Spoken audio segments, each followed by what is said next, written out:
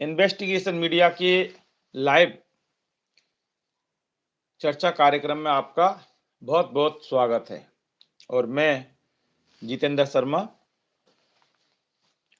हम लगातार लाइव पर लेते हैं, तमाम लोगों को लाइव पर लेते हैं, चर्चाएं करते हैं, बेरोजगारों की बात करते हैं और सभी की हम बात करते रहते हैं। इस वक्त बहुत बड़ा एक गंभीर मुद्दा बना हुआ है। हालांकि आंदोलन खत्म हो गया रीट वालों का, L1 L2 और युवा मित्रों का, लेकिन अब आंदोलन खत्म होने के बाद हम अब बात करेंगे वापस युवा मित्रों की, क्योंकि सरकार ने युवा मित्रों के साथ एक बहुत बड़ा खेला कर दिया है।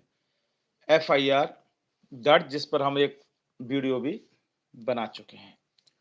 सवाल बहुत बड़े खड़े हो रहे हैं सरकार के ऊपर कि जब मौखिक आश्वासन दे दिया और आश्वासन में ये जब बात हुई थी कि FIR हम जो दर्ज नहीं करेंगे, न टंकी पर चढ़ने वालों के ऊपर करेंगे और न ही नीचे बैठने वालों के ऊपर करेंगे, तो फिर सवाल ये है कि और वो प्रमाण पत्र और विकसित भारत में युवा मित्र बनाएंगे, वो तो खैर बात की बात है, लेकिन अब सवाल ये है कि आखिर क्यों सरकार ने FIR दर्ज कराई, सरकार की मंशा क्या है। इसके लिए हमारे साथ एक RYM यानी कि राजीव गांधी युवा मित्र चर्चा करेंगी और सलूम्बर की रहने वाली हैं। हम सलूम्बर चलते हैं, यानी कि हम सलूम्बर से सीधा लाइव लेंगे और कल्पना हमारे साथ जुड़ेंगी और कल्पना से जानेंगे कि आखिर ये क्या सरकार ने खेल कर दिया। और बहुत जल्दी हमारे साथ RYM तेज तर्रार हैं कल्पना, तो वो अब लाइन पे आएंगी, तो आप देखें और दर्शकों आप हमसे जुड़े रहें, क्योंकि मामला बेहद गंभीर है। कुछ ही सेकंड में कल्पना हमारे साथ इन्वेस्टिगेशन मीडिया पर आएंगी। ये कल्पना, स्वागत है आपका बहुत बहुत इन्वेस्टिगेशन मीडिया पर। हाँ सर, धन्यवाद। और कैसी हो, बढ़िया हो आप? हाँ सर, बस बढ़िया। देखिए, सीधा मुद्दे की बात करते हैं। हमने सुबह एक वीडियो बनाया था, वो आपने देखा था ना?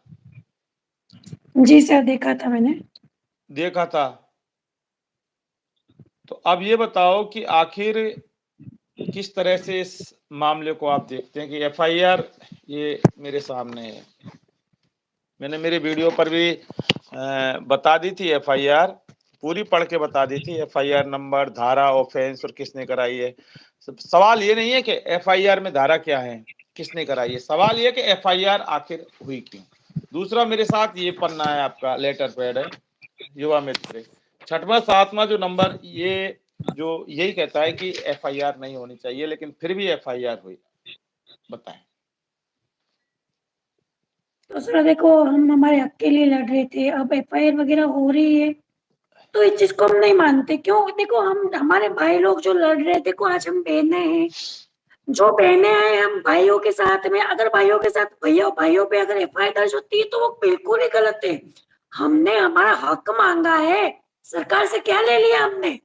क्या खा लिया सरकार से? सरकार से हमने कुछ नहीं मांगा, हमने हमारा सिर्फ हक मांगा है। और दूसरी बात ये, अगर भाइयों पे FIR होती है तो हम बहने भाई जो है वो उनके लिए जान भी कुर्बान करेंगे। जिस दिन हमको लगेगा कि इनकी FIR हो रही है तो हम इनके लिए जान भी कुर्बान करेंगे, क्योंकि भाइयों के साथ हम खड़े हुए हैं, आज भी खड़े, कल भी खड़े। हमारे भाइयों को नहीं, पहले हमको लो, सबसे पहले हमको लो, इनके पहले हम खड़े नहीं। रहेंगे। तो वो जो FIR तो बहनों के साथ भी तो हुई है ना, उस टंकी पे तो बहन भी तो चढ़ी है ना। बहन भी तो चढ़ी, तो हमने हमारा हक मांगा, क्या मांग लिया सरकार से? हमको हमारा हक नहीं देंगे तो हम तो मरना, हम तो तैयार है मरने के लिए। क्या करें जी की? तैयार है। हमने तो हमारा हक ही मांगा था, और क्या सरकार के पास मांग लिया था? तो फिर जब सरकार से आपकी बात हो गई थी, वार्ता पूरी तरह से मौखिक, चारों तरफ यही बात चल रही थी, जिस भी युवा मित्र से बात करें कि सरकार ने आश्वासन दे दिया, आश्वासन दे दिया, आश्वासन दे दिया कि हम एक तो मुकदमा दर्ज नहीं करेंगे, वो तो ठीक है, प्रमाण पत्र देंगे और प्रमाण पत्र के बाद सरकार बनेगी, 8,000 नौकरी होगी, उसमें 4200 प्रमाण पत्र वाले सबको आपको प्राथमिकता देंगे, ये करेंगे, विकसित भारत युवा मित्र आपको बनाएंगे।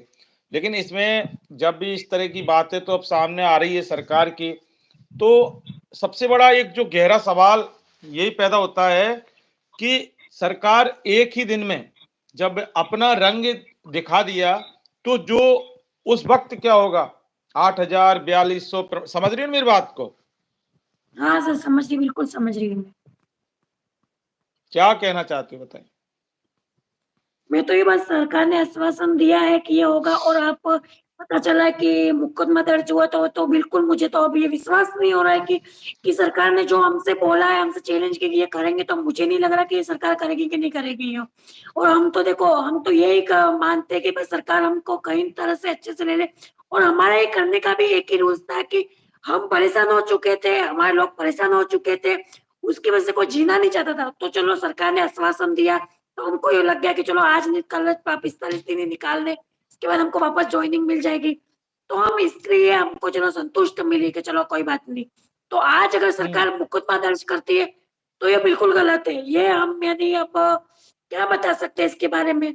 हमको सरकार से कभी आशा नहीं है बस।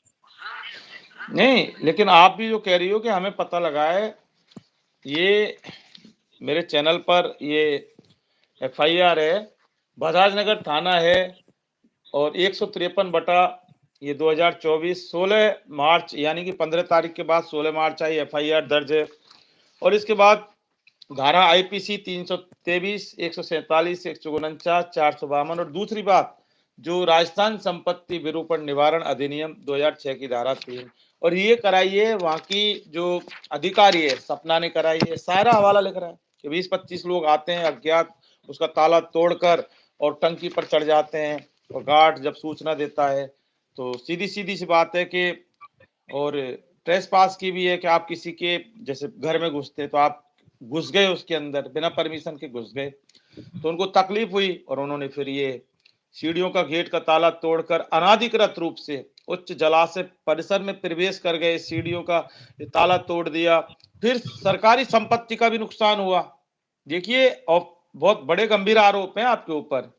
नहीं सर, पेयजल ये भी सब गलत है, ये लिख बिल्कुल ही रहा, गलत है। ऐसा कुछ भी नहीं किया गया है, ये लिख और रहा, ऐसा नहीं कुछ किया है, किया हमने ऐसा कुछ भी नहीं किया है। ये बिल्कुल ही गलत है, बिल्कुल ही गलत। ऐसा कि इस प्रकार से कुछ भी नहीं किया गया है। इसमें लिख रहा है एफआईआर झूठी कराइए दर्ज। लिख रहा है, हम नहीं मानेंगे, हम नहीं मानेंगे। भले लिखा होगा, लिखने में तो कुछ भी लिख सकती हूँ, लिखने में तो कुछ भी लिख सकते हैं, पर हम नहीं मानेंगे, ऐसा हमने नहीं किया।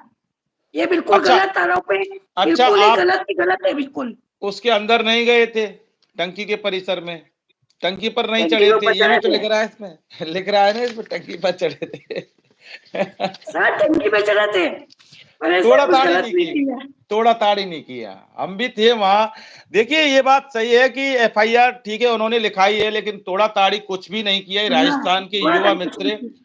बिल्कुल कुछ भी नहीं किया, और सारे वीडियो और जो सारी कवरेज हमारे चैनल पर जो हमने की है वो है, और सारे वीडियो फुटेज पुलिस वहां पर थी साहब, सब सारी चीज सामान उपलब्ध है। तोड़ा ताड़ी तो कुछ भी नहीं किया, ये बात तो नहीं माननी थोड़ा, पड़ेगी।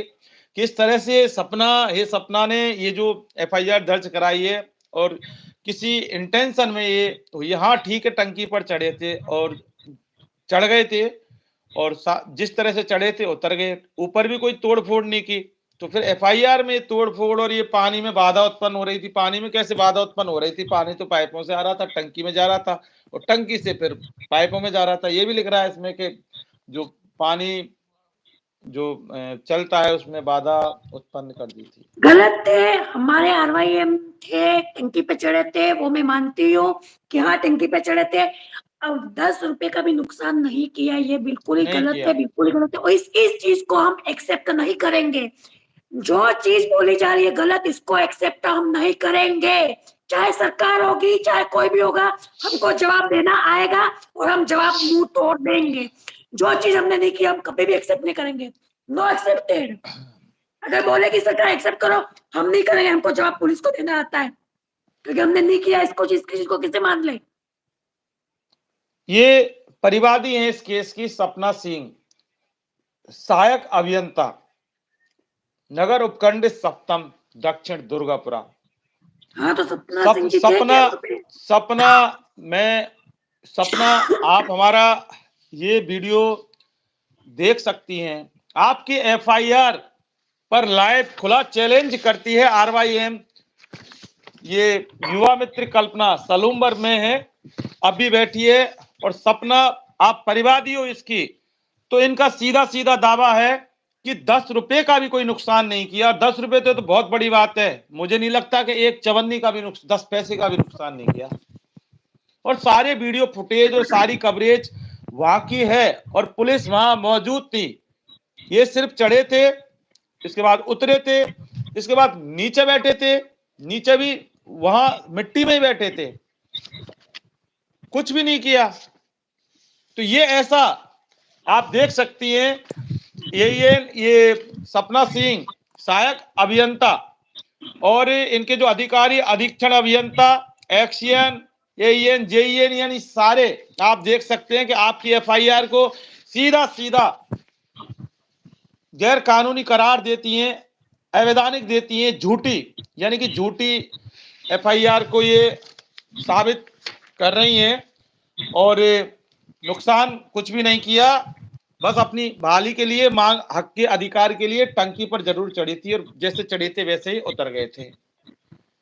तो फिर आखिर ये जो सपना सिंह ने जो एफआईआर दर्ज कराई, इसके पीछे मंशा क्या हो सकती है?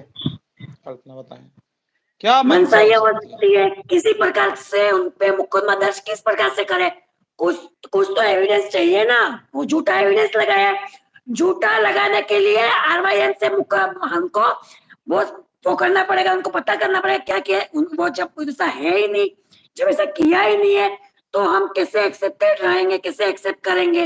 वो बताओ ना। एक को इतना सा हमने नुकसान नहीं किया, हम हमारे हक के लिए कुछ भी कर सकते हैं। हम हमारे हक के लिए हमारी जान को दांव पे लगा सकते हैं। फिर दूसरी बात तो बहुत दूर की बात है, जान को भी दांव पे लगा सकते हैं।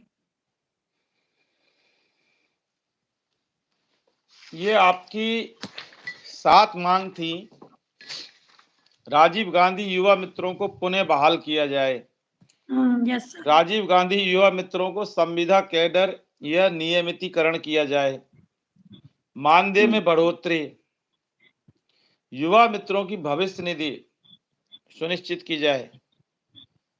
हमें हमारी बहाली का लेटर यही चाहिए था, ऐसा जो लेटर था बहाली का वही चाहिए था। ये मांग है आपकी 5वीं।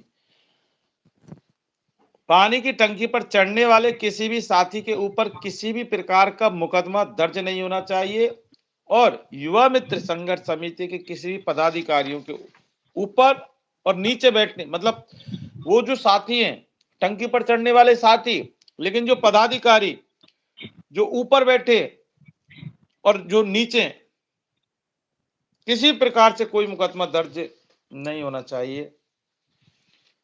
अब इसमें से जो बाकी की तो ठीक है, लेटर यही नहीं मिला, भविष्य निधि सुनिश्चित नहीं हुई, नियमितीकरण, मानदेय में बढ़ोतरी तो कहां से होगी, नौकरी नहीं है तो, और बहाल तो खैर हुए नहीं। लेकिन सवाल ये है कि ये एफआईआर, ये इसके लिए तो मना किया था सरकार ने, प्रशासन ने, कि कोई नहीं होगी, तो पलट गई सरकार। पलट गई सरकार। वादे हैं, वादों का क्या कल्पना?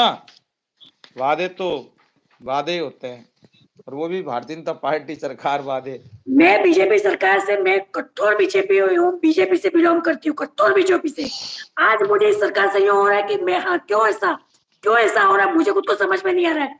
आज महिला कितनी परेशान हुई है, आज हम कम परेशान नहीं हुआ। 2-2.5 महीने हम तो सो रहे हैं वहां पे जयपुर में, कैसा सोना, कैसा खाना, कैसे पीना, और फिर भी अगर सरकार इस तरह से हमारे साथ करे तो बिल्कुल गलत है।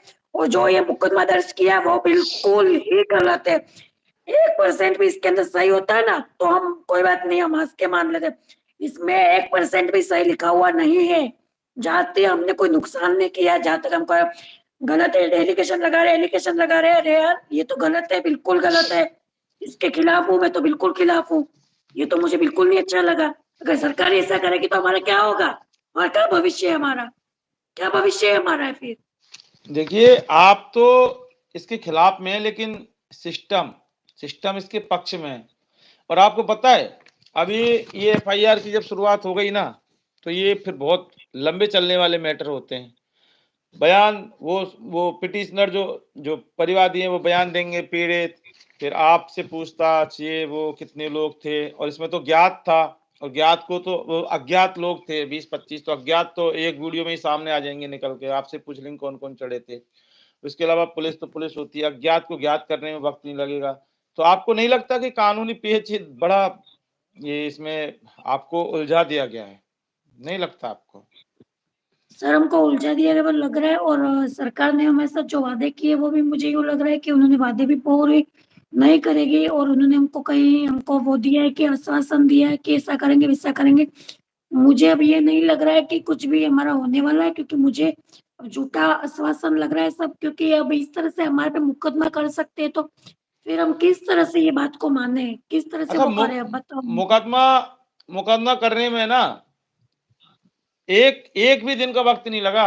इधर आप रवाना, इधर से वो रवाना, और थाने में मामला दर्ज।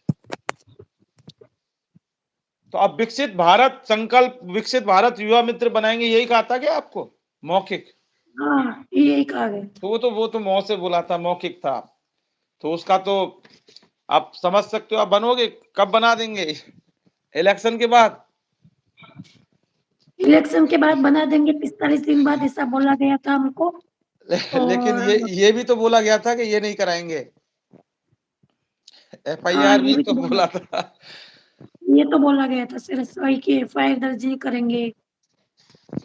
लेकिन करा दी, और वो प्रमाण पत्र भी देने के लिए कहा था। तो लगता है आपको मिलेगा वो? मुझे किस अभी हिसाब ये से? मुकदमा मना बोला था, मुकदमा दर्ज करने के लिए मना बोला था, तो फिर अब तो बिल्कुल ही, यानी बिल्कुल मानने में नहीं आ रहा है कि ऐसा कुछ हो सकता है, क्योंकि अब मुकदमा मना बोलने के बाद भी कर लिया, एक दिन नहीं लगने दिया। एक दिन नहीं, और वो अज्ञात, सारे लोग सामने थे। मीनाक्षी जोशी, ये मीनाक्षी जाटवा कह रही हैं, अगर हमें बहाल नहीं करेंगी सरकार तो हम दोबारा धरना दे देंगे। हाँ, तो देते रहो धरना, लोकतंत्र में सबका अधिकार है धरना देने का। तो सर अगर वोटिंग मांगने के लिए इनको वोट चाहिए, अगर हमारे घर पे आते कि हाथ पे दो, फूल पे दो, तब मुकदमा नहीं बना सकते हम लोग कि हमारे घर पे क्यों आए हो? आज हम हमारे हक के लिए लड़ रहे, तो मुकदमा दर्ज कर रहे हैं किस हिसाब से? बिल्कुल जब वोट चाहिए तो हमारे घर पे नहीं आएंगे, वोट जबरदस्ती चाहिए, आ हाथ जाते पे हैं, चाहिए, फूल पे चाहिए, तब हम पूरी मुकदमा करेंगे, तो पूरी बारात हमारे घर लेके पे आते क्यों हैं। आए हो? अच्छा, पूरी बारात लेके आते हैं, बारात एक आदमी नहीं आता हाँ, नेता, उसके सरकार इस पे पीछे। बनती है, सरकार इस पे बनती है, खुद के दम पे नहीं बनती है, इसके दम पे बनती है। सरकार इस पे दम पे बनाते हैं और खुद से नहीं बनती है। अगर मुकदमा हमारे पे दर्ज करेगी ना, तो हम बोलेंगे वोट मांगने आओ ना, तो हमारे घर पे मत आना वोट मांगने, हम भी जोर रखेंगे। हम भी RYM में, हम भी पाकिस्तान से नहीं आए हैं, हम भी इसी इंडिया के, राजस्थान के भाई बेटी है, और लड़के सब हम इसी राजस्थान के, हम पाकिस्तान से आके नहीं बसे।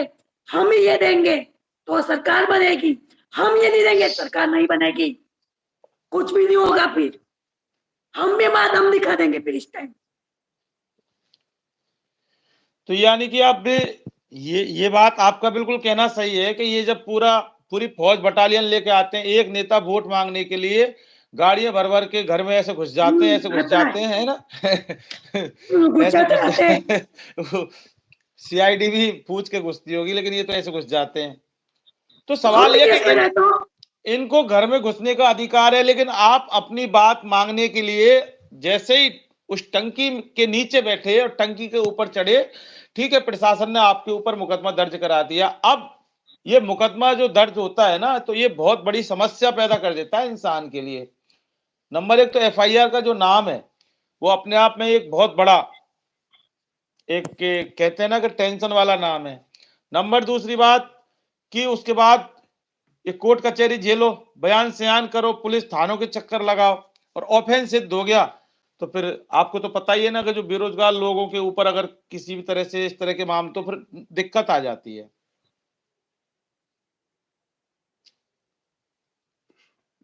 दिक्कत बहुत बड़ी आ जाती है कल्पना जी।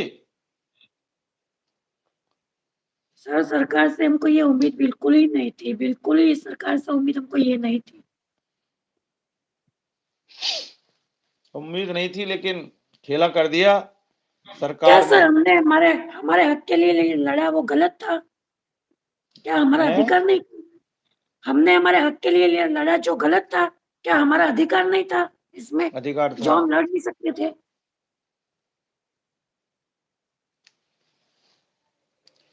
आज कितने घर के, यानी कितने घर चलते थे? आज 5,000 हम थे, 50,000 हमारे घर चलते थे, उनको बंद किया सरकार ने। तो क्या फिर हम नहीं कर सकते? हमारा हक भी तो चाहिए हमको। हमने क्या मांग लिया सरकार से ऐसा? तो तमाम कुछ नहीं वहां मांगा जो ना। यानी कि अब जो प्रशासन के जो आला अधिकारी थे, इसके बाद बहुत सारे आईएएस भी थे, अधिकारी, पुलिस अधिकारी भी थे, और सबका कहना था कि कमिश्नर साहब से बात करते हैं, और ये डेलीगेशन आईएएस रैंक तक के वहां अधिकारी थे, तो उनकी बात में इतना दम नहीं रहा कि उन्होंने मना किया कि एफआईआर नहीं होगी, लेकिन उन्होंने तो एफआईआर कर दी। तो इसका मतलब भरोसे के लायक अब कुछ नहीं रहा। सीधा सीधा यही माना जाए कल्पना। कौन किस पे कैसे भरोसा करे, सवाल ये है। मैं आपके ऊपर कैसे भरोसा करूं कल्पना, और आप मेरे ऊपर कैसे भरोसा करो, ये बहुत बड़ी अब विकट परिस्थिति आ गई। और जहां सरकार, जो सरकार और प्रशासन ने आपको उतारा, और उतारने से पहले ये कहा कि हम ऐसा ऐसा करेंगे, उसके बाद आप लोग उतरे, लेकिन आप फंस तो गए। आप आरवाईएम यानी कि राजीव गांधी के युवा मित्र देखिए कि बहुत बुरी तरह से आप फंस चुके हैं। भजनलाल, सरकार नहीं छोड़ेगी आपको।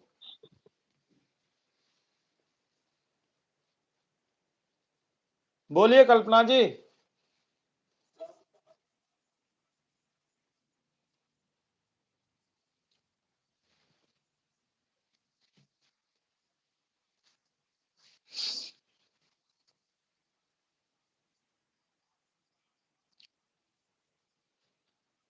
आपका आपका इंटरनेट खत्म हो गया,